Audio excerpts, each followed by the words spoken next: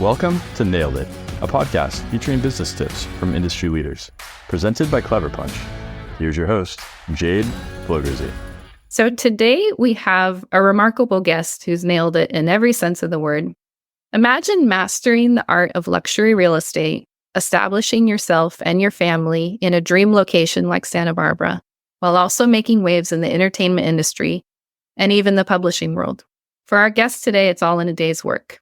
So we have with us Robert Kemp, a standout realtor in Santa Barbara and Montecito, with 30 years in real estate experience, including the last 25 as an agent with Berkshire Hathaway. Initially working towards a journalism degree from Colorado State University, he switched gears, moved to Austin, Texas, and completed his studies with a BS degree in radio, television, and film from the University of Texas. After moving to New York City to attend theater school, Robert's career took off in the entertainment industry, where he worked in an episodic daytime television, TV commercials, and commercial print. At the same time, he was fortunate to work with Sting and his family for 8 years. Along with music projects, his adventurous spirit did not stop there. He founded the Cigar Monthly, adding a publishing feature to his already impressive cap. But it's in Santa Barbara where Robert's heart truly lies. Here, he planted roots, nurturing not just his family, but also the community through his unwavering commitment to real estate and philanthropy. Known for his integrity, reliability, and a keen eye for detail, Robert has built long-lasting relationships with clients, earning their trust and admiration along the way. Beyond transactions, Robert is dedicated to enriching the lives of those around him, especially through his support of the arts and humanities. His passion for giving back reflects his belief that success is measured not just by what we achieve, but by how we contribute to the vibrant communities we call home. So get ready to be inspired as we dive into the fascinating world of real estate, creativity, and community with Robert Kemp. So welcome to the show, Robert. Thank you, Jay. I'm happy to be here, and thank you for that lovely introduction. Of course. So let's dive in, Robert. Your journey is nothing short of extraordinary, and I'd love to get started, but let's do things a little bit different. I want to start now and present day and then work our way back a bit. How would you describe your career and where you are in it right now? Describe my career and where I am right now. It's a great question. The career is full. I would say it's been filled with a lot of gratitude, challenges. It hasn't been a linear ascent to the promised land. But I think one of the things I like about what I have been given the opportunity to do is that every day, and I talk to younger people about this when they're thinking about going to work for themselves, the wonderful thing about being an entrepreneur, working for yourself, is that every day I get to design my day. The challenging thing is that every day I have to design my day. And being busy and super crazy, which a lot of people use as a badge of honor, doesn't necessarily provide food for my family. So my career has been, the last time I can't actually remember when I received a regular every 2-week paycheck. So that's the way I would describe my career. Exciting, always changing, always demanding, and one in which, and certainly in the real estate space right now, one has to adapt to the ever-changing market.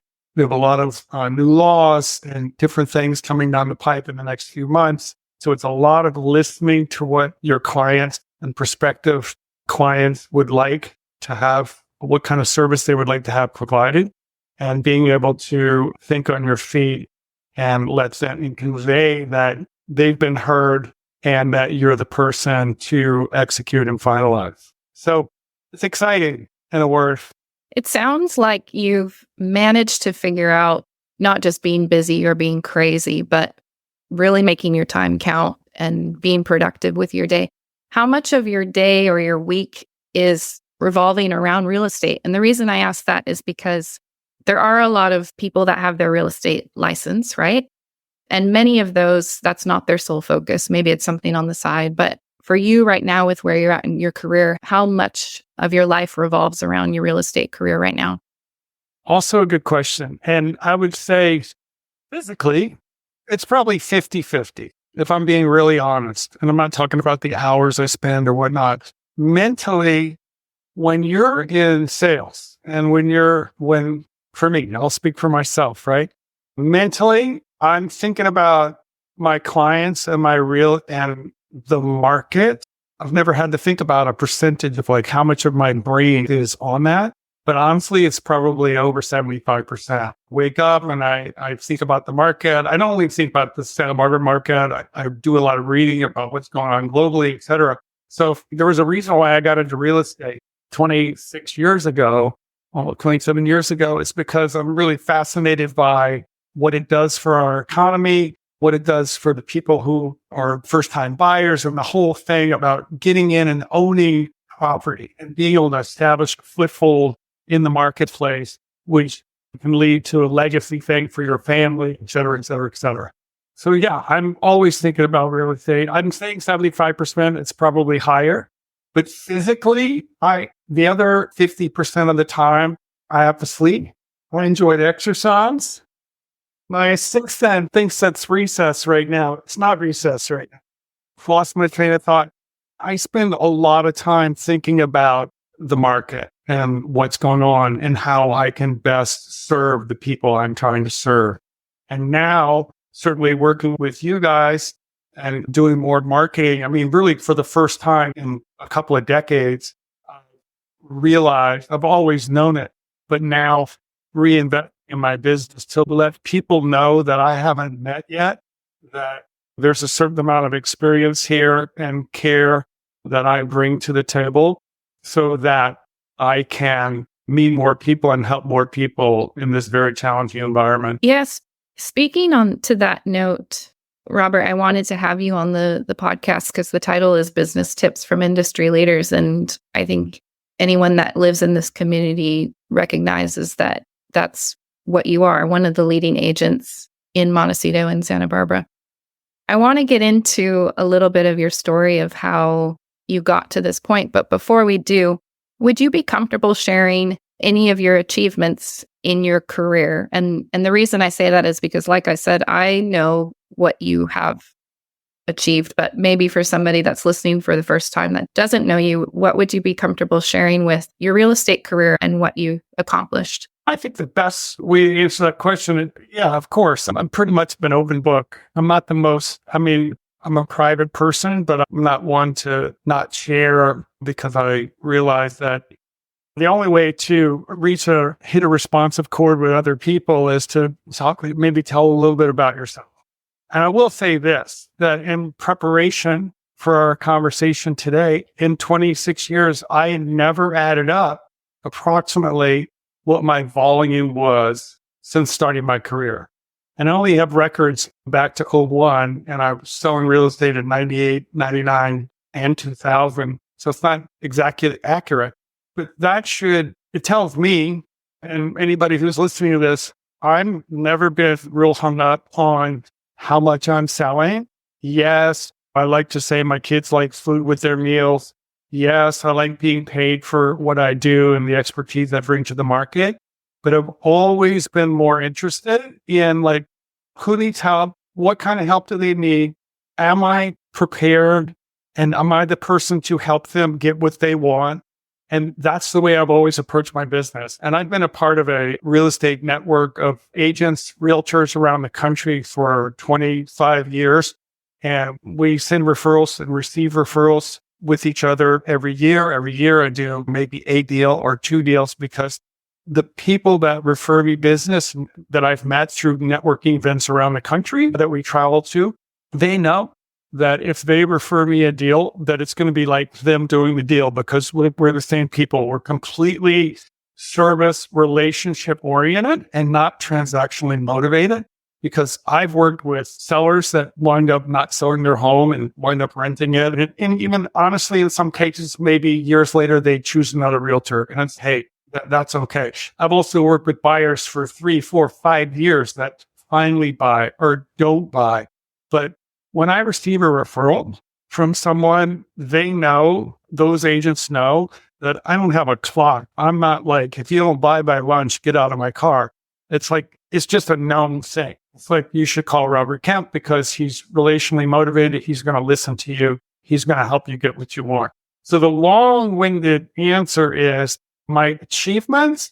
I've helped probably over 100, what I added up last night, maybe over 150 families over the last 25, 26 years. And my average price point wasn't what it is today back then. I've had a couple of periods during this career where earlier I said it's not a hockey stick from one year to the next. I just sell more and more. That hasn't been my career. Maybe it's some other people's career, and mazel tov. Congratulations. But there have been gaps in my selling career where life was happening and I wasn't selling a lot of real estate. A deal a year, 2 deals a year. And meanwhile, life is going on and things need to be attended to, like my own health, my kids' health, my wife, etc. As anybody who's listening to this knows that it's not always everything you want all the time. Things happen. So there's people that have been doing this a lot less than me that have sold twice as much as me.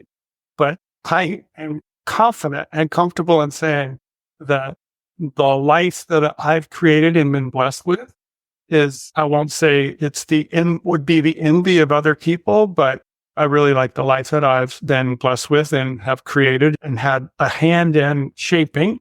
And it hasn't all been predicated on sales volume. I appreciate in answering that question that you came to realize in looking back at your records that you've helped around 150 families. I think that just coming up with that as kind of an accomplishment shows where your focus is and shows where your motivation is. I'd love to hear more about the road to get here. You mentioned how it hasn't been linear and it hasn't always been easy. Tell us a little bit about the path of your career and maybe some bumps in the road that you experienced along the way. Well, it's interesting. And it's interesting to think back about what happened and how did that happen? And I don't get into the why so much because who knows? When I first moved to Montecito was literally on my honeymoon to my children's mother in 1997. And I was visiting Montecito, going back to the home that we had been married at just only a few weeks before. And we called an agent that we had picked up a card for several weeks before. And what do? Let's call that agent. We're on, we have no money. Let's call a real estate agent. So we did. And the agent's voicemail was forwarded to a broker in town. Call this person. I called them and we said, we have no money and we're on our honeymoon. We're just messing around. We lived in Santa Monica at the time. We hadn't even moved into where we were going to live together yet. And she said, it's fine. It's broker caravan. We can go see a lot of houses and with no appointment. We're like, great. We have no money. We're on our honeymoon. Bought a house that day in Montecito, California. All of our friends thought we were crazy.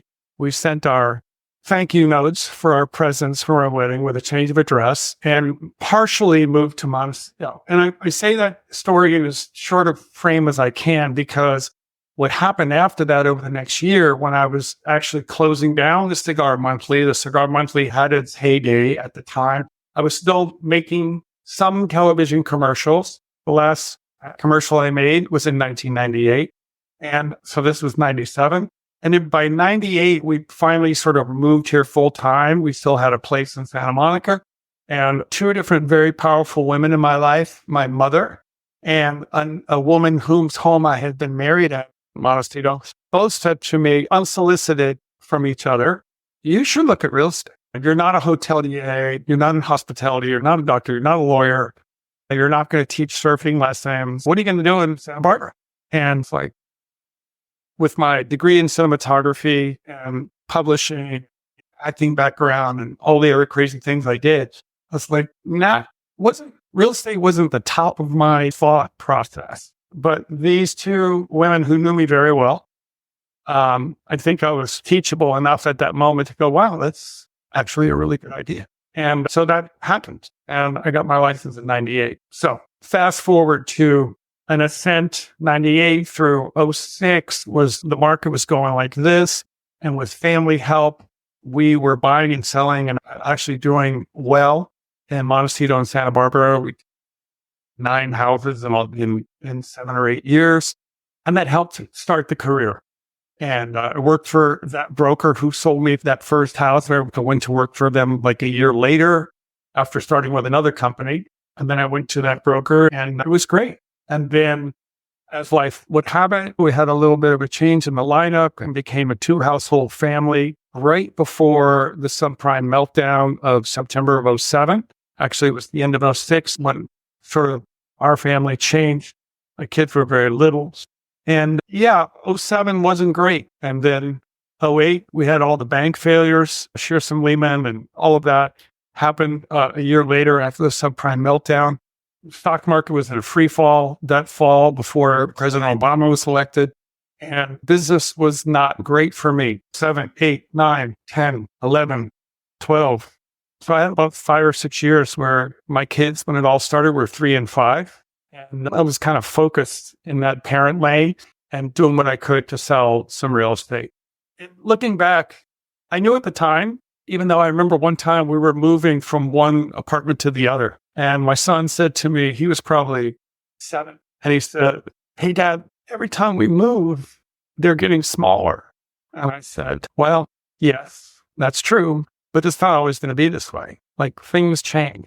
You watch, things will change." And they did. Market improved. I got a side job, which was a miracle in and of itself because it actually righted the ship. Bills were being paid. And there's more to the story. There's eviction. There's car repo. There's living in a garage. There's a lot there. But I remember at the time, my niece told me in the last 3 months, she said to me after her dad had passed away and we were spending some time together 3 or 4 months ago. And she said, "I know my dad never told you this, but I remember," she said, "I remember once he told me," and this was back then, it was 2010, 2011. She goes, Justine is her name. And my brother said to her, he goes, "It's crazy. He's living in a garage with his kids and he's happy." And it's interesting when you hear those kind of perspectives from other people, because I don't need a gold star for any of this. I'm not looking for it. I was just doing my thing. And day to day, I live one day at a time as it is because I've been sober for a very long time. So it's just part of my DNA. And I was like, but I do remember at the time in 2009, 10, 11, when it wasn't so good, that my kids and I were very tight and they never missed a meal. We never slept outside. And I remember thinking, we're going to look back at this time with great gratitude. And don't you know, now that I live in a fabulous house with a view of Tahiti, it's true. I'm no happier today than I was then. Am I more at peace? Am I less stressed? Yes. Am I adored and loved by an amazing spouse? Yes. So some things have changed, but at the core, it's like, hey, what do I need to do today to grow and be there, the parent that I was blessed to be? So it was, again, it's not a linear ascent. There's many turns, but I'm grateful for all of them. And here we are today talking to you. I love it. It's incredible. And I know there, like you said, there's so much more to that. Yeah, we only have so much time. I know. I'm looking at that too. But even, in this conversation, I'm thinking, well, what was the side job and what was and the sober journey? And so there's a lot more there. But I wanted to ask, that really does paint the picture of the changes in real estate and even the changes in this like micro bubble that we're in Santa Barbara and in Montecito. From an outsider's perspective, but working with real estate agents, I find it so fascinating, the market and the changes to the market. It seems like things are changing constantly. How would you describe today, Santa Barbara and Montecito, what it's like in this area, what the market is like? And I'd also love to hear how often you think things change. Oh, that's a lot. First of all, it's really 2 different markets. I mean, Montecito is its own thing. Santa Barbara, we don't have a very big market. From Goleta to Carpinteria, it's not a lot of units. I will say this, we have more inventory today, as much inventory as today as we've had since, I believe, the fall of 20.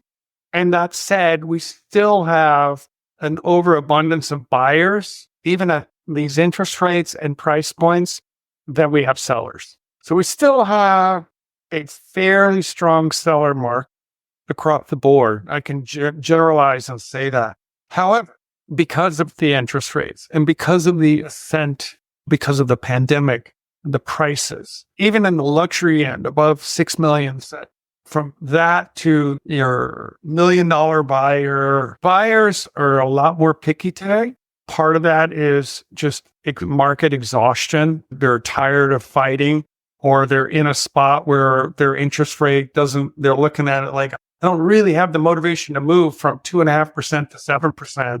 Although we as professionals say, look, you married a house and you date the interest rate, because if you can see that this is what you need to do for your family, whether you're moving up or down, it's always a stretch. It's always expensive, but the interest rate is going to come back down. The Fed met yesterday and it didn't come down, but it'll probably come down a little bit in September, but I don't want to get off track. The market is strong because of lack of inventory. However, buyers are a little beat up.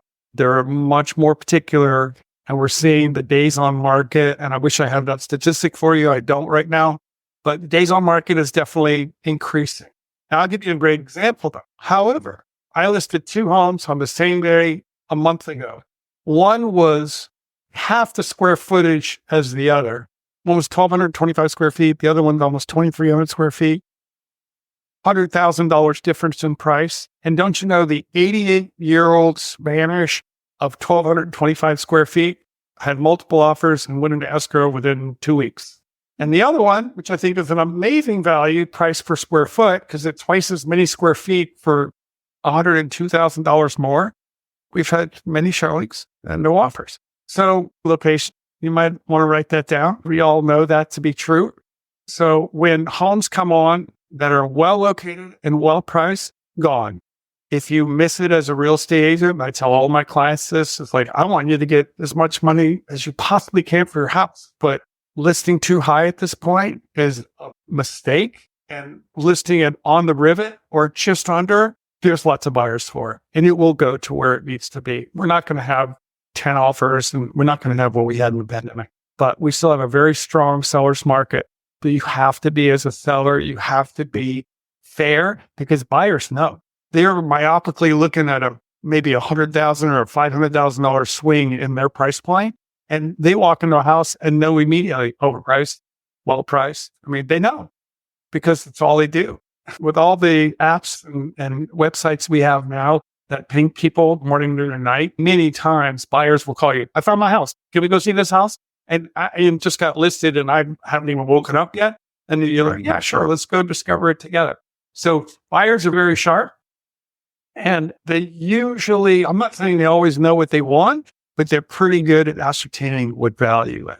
So again, challenging market. This is the time right now for real estate agents to put on their most professional hat and really be on point with what's going on in the market, what's available, what's coming down the pipe with the new laws, which I don't even know we're going to get into that. I can't speak too much of it in terms of commission fees, but this is a great time to be very professional as a realtor. With buyers becoming so much more savvy, and like you said, having sometimes maybe it feels like they have almost as much information as you do, or they know sooner than you do. What do you find is your role in the relationship now? What has shifted to become your strengths and the value that you bring in working with them? It's always been the same. Although before, when I first started, we had the book. You want to see the book? I don't know of the book. What's the book? I don't even know what it's called. It was put out by Santa Barbara Association of Realtors. It was a book that came out every 2 weeks with no listing and pendings. And I mean, can you imagine that? It's like, right? I told you it was going a little crazy here.